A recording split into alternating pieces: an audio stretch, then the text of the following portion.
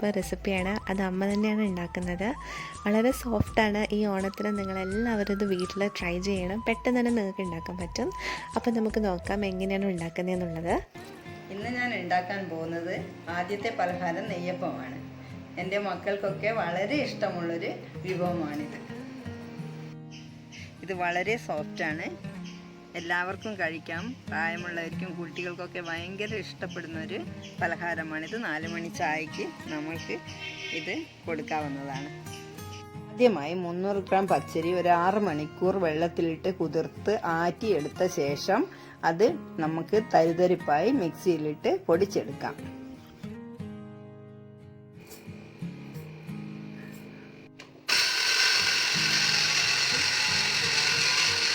ഇതാണ് നമുക്ക് വേണ്ട പാകം. ഈ പൊടി ഇനി നമുക്ക് അരിച്ചെടുക്കാം.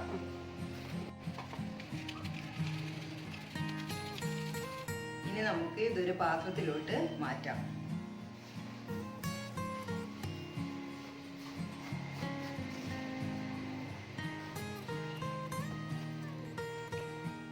അടുത്തതായി നമ്മൾക്ക് വേണ്ടത് ശർക്കരയാണ്.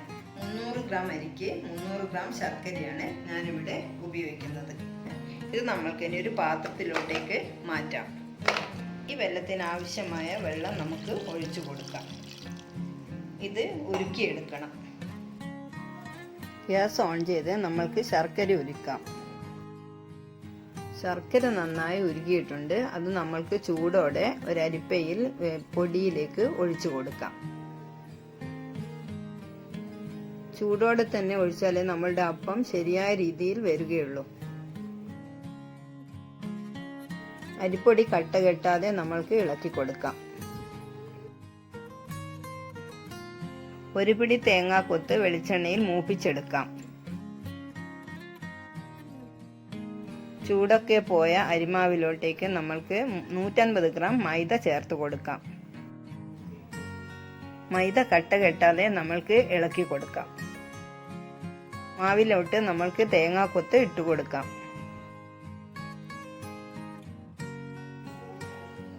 മൂന്ന് ഏലക്കായ പൊടിച്ചതാണിത്, അതിലോട്ട് ഇട്ട് കൊടുക്കാം. കുറച്ച് കരിഞ്ജീരകം ചേർത്ത് കൊടുക്കാം. ഇത് നന്നായിട്ട് ഇളക്കി യോജിപ്പിക്കാം. യോജിപ്പിക്കുമ്പോൾ ഒരു നുള്ളു ഉപ്പ് കൂടി ചേർത്ത് കൊടുക്കാം. നമുക്ക് വിറകടുപ്പ് കത്തിക്കാം. തീ പിടിപ്പിച്ചതിന് ശേഷം ചീനച്ചട്ടി അടുപ്പത്ത് വെച്ച് കൊടുക്കാം. നെയ്യപ്പത്തിൻ്റെ കൂട്ട് റെഡിയായിട്ടുണ്ട്. ഇത്ര ടൈറ്റിൽ എടുക്കണം, അധികം ലൂസാവാനും പാടില്ല. അപ്പോൾ ഇതാണ് നമ്മുടെ നെയ്യപ്പത്തിൻ്റെ പരുവം. ഇനി നമ്മൾക്ക് നെയ്യപ്പം ഉണ്ടാക്കാം. അതിനായി ഞാൻ ചട്ടി അടുപ്പത്ത് വെച്ചിട്ടുണ്ട്. അതിലേക്ക് ഓയിൽ ഒഴിച്ച് കൊടുക്കാം. ഞാൻ ചട്ടി ചൂടായിട്ടുണ്ട്, അതിലേക്ക് ഓയിൽ ഒഴിച്ച് കൊടുക്കുകയാണ്. ഓയിൽ ഒഴിച്ച് കൊടുക്കാം. എണ്ണ നല്ലോണം ചൂടായിട്ടുണ്ട്. നമുക്കതിലേക്ക് ഒരു തവിയിൽ അപ്പത്തിൻ്റെ കൂട്ട് ഒഴിച്ചു കൊടുക്കാം.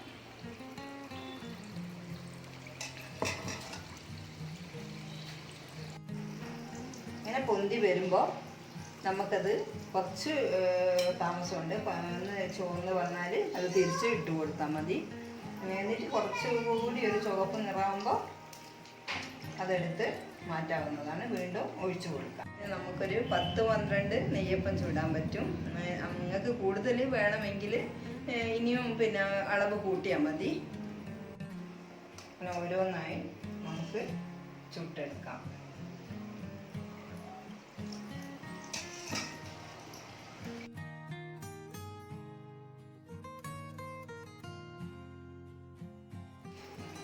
നമ്മുടെ അപ്പം നല്ലവണ്ണം റെഡിയായിട്ട് വന്നിട്ടുണ്ട്. നമ്മുടെ നെയ്യപ്പത്തിൻ്റെ റെസിപ്പി കണ്ടല്ലോ. അപ്പോൾ നിങ്ങളെല്ലാവരും വീട്ടിൽ ട്രൈ ചെയ്യണേ. Thank you.